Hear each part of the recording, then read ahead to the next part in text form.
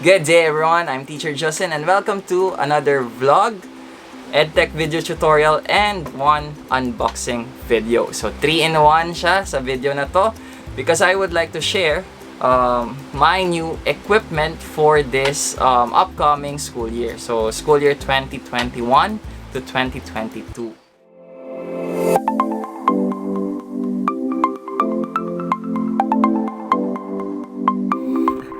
Good day everyone, I'm Teacher Justin and welcome to another unboxing. So we're on today's video.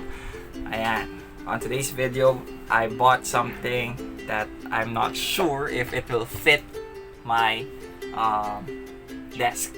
So bumili ako ng I bought a 22-inch monitor for my online teaching. Ayan. So bumili ako ng extra monitor para magkaroon ng split screen for online teaching and also pagdating sa content creation din. So para meron tayong dalawang monitor and I can choose one monitor for PowerPoint presentation and the other one is for me to see my students. Diba? Parang ganon. So sana mag-work and I will also teach you how to do split screens. Ayan. So, hindi nakaset up ng maayos yung camera ko. But yeah, that's it. So, we're going to do a little unboxing first of this one. It's a 2.5 inches, 55 centimeters na monitor. So, it's from Acer. And I bought it for 6,700. So, yun yung price niya. Wait. So this is it. I'm going to do a little unboxing. Yeah.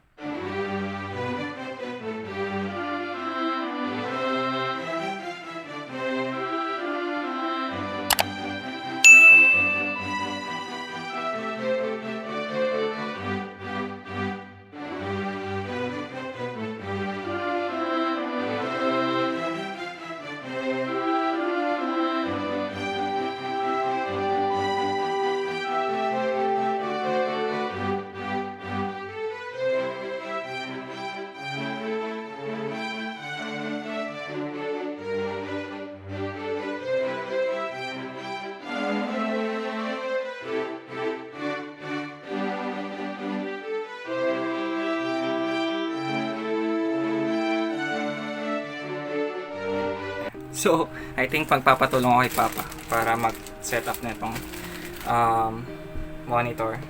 Medyo nakakatakot siyang hawakan kasi sobrang nipis niya. It's amazing. It's good. It's good. It's good. It's good.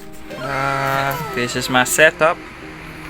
Ayan. So, ito yung laptop and this is my monitor. The 22 inches Acer something 75 HZ. Hertz. Ayan, that one. Ayan, so this is my setup. So, na-install ko na, nalagay ko na siya dito. So, ito yung monitor and this is my laptop. So, I just connected using the HDMI cable. So, HDMI cable, tapos nakakonect din siya sa HDMI cable. So, pwede siya. So, it's legit. You can use it. You can also do it dun sa sa laptop ninyo. So gagawin niyo lang, you just have to have this HDMI cable and HDMI cable din for the other one. Pwede rin namang yung sa ganito, ano man tawag dito? I don't know kung anong tawag dyan. Pero you can use it also. Ayan. So I'm going to show you how I'm going to do the split screen thingy. Okay, so let's go. Yeah. So ang gagawin natin today is we're going to have two screens, 1 and 2. So screen 1 and screen 2. So yeah. So paano natin gagawin yan if we have a monitor? So kung bumili kayo ng monitor at meron kayong laptop tapos meron kayong HDMI cable, kakabit nyo lang siya and I'm going to teach you how to extend your screen to your monitor. So first, gagawin natin is we're going to go to display settings.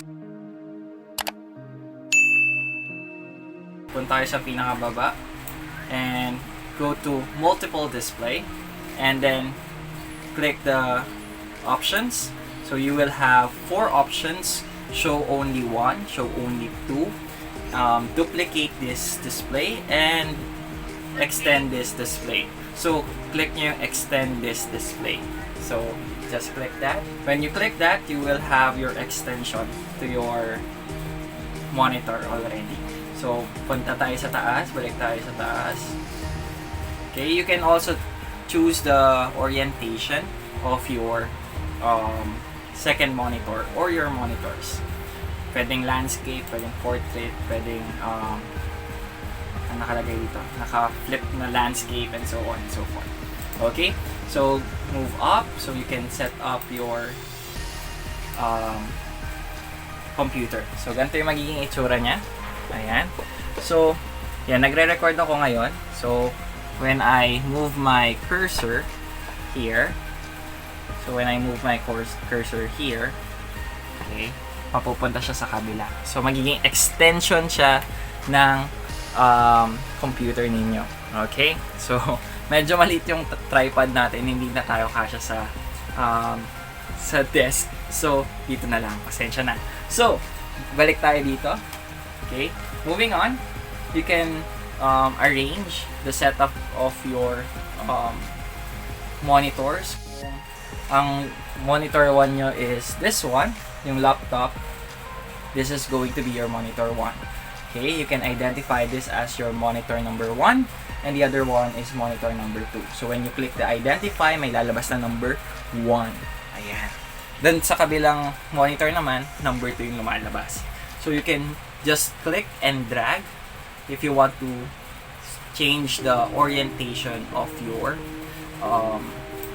display. So you can just click apply, and then tada, that's it. So sobrang na-excite lang ako kasi possible siya at gumana siya sa akin, and sana sa inyo din. So if you have questions, clarifications, just leave it in our comment section down below. So that's it. That's my new setup for this 2021 year, and I'm trying to improve my tech. I bought this new monitor for me to have an extension of my Windows. Magkakaroon ka ng dalawang screen. The other one can be your PowerPoint presentation. The other one will be Teams or Zoom meeting. So you can see your student at the same time your PowerPoint. Or if ever man you're recording or streaming, you can see the OBS Studio on the right side and your projected streaming or game is on the left side. Parang ganon. Again, it will be an extension of your screen. So, and that's it for today. I hope you learned a lot in this video tutorial on how to extend your Windows with another monitor. That's it. If you like this video, give it a thumbs up. If you have comments, questions, recommendations, suggestions, leave it in our comment section down below. Share this video and subscribe. So for more videos like this, go to my YouTube channel, Teacher Justin. That's it for today. Goodbye. God bless and stay safe. See you on my next video. Peace.